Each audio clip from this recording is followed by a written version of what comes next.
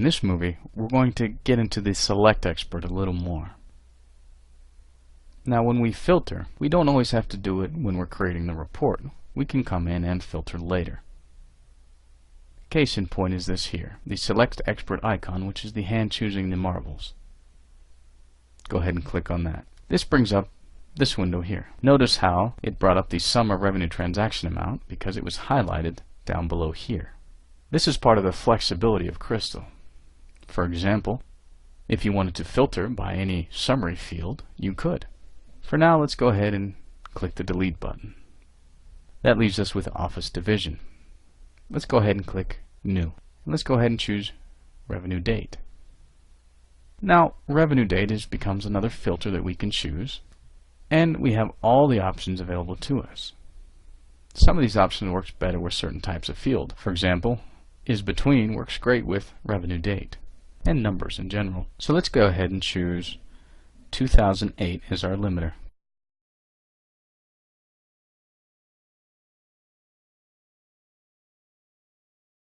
What this is telling us now, let's go ahead and click on Show Formula, is that my division must be in East or West and must be between the date ranges of 1/1/2008 and 12/31/2008.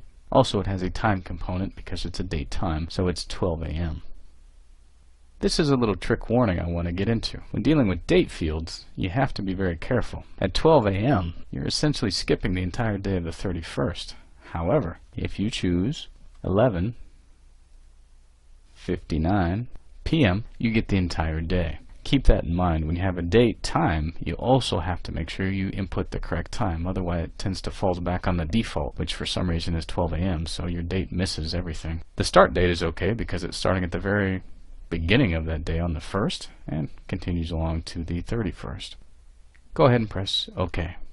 And go ahead and hit Preview. In this case, since we're reducing the size of our data sets, we can use the saved data simply because we pulled everything before.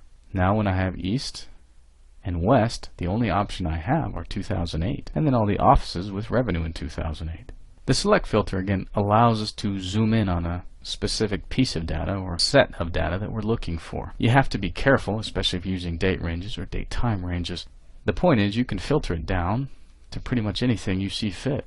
Notice we have Revenue Date, Office Division, and Sum of Revenue Transaction Amount. Simply because we left that field highlighted, when we choose the Select Expert, it pulls it up. So let's say we just wanted to see the offices with values greater than or equal to 10,000 and press OK. It will ask again. In this case, we'll use the saved data. Now we've gotten rid of those offices with less than $10,000. A word of caution. There are two types of fields to filter on in the Select Experts. The fields that come straight from the database, like our division and our revenue date, or fields that you've created on the report, such as the summaries that we've inserted. Depending on the size of your data and the time range you're choosing, this could delay your report, as in take longer to run, because first it has to pull all the data back regardless, then make a calculation on the Crystal side, and then filter.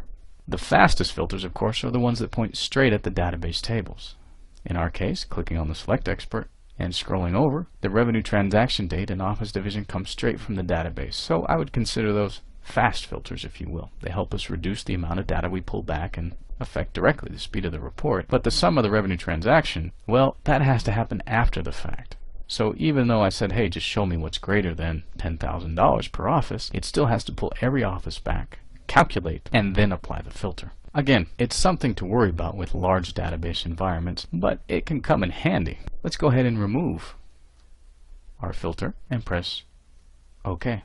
Notice how everything swept back to normal because the data was already there from before. So keep in mind, you can filter on pretty much anything in Crystal, summary fields, user-created fields, database fields, but keep in mind the effect it has on your performance.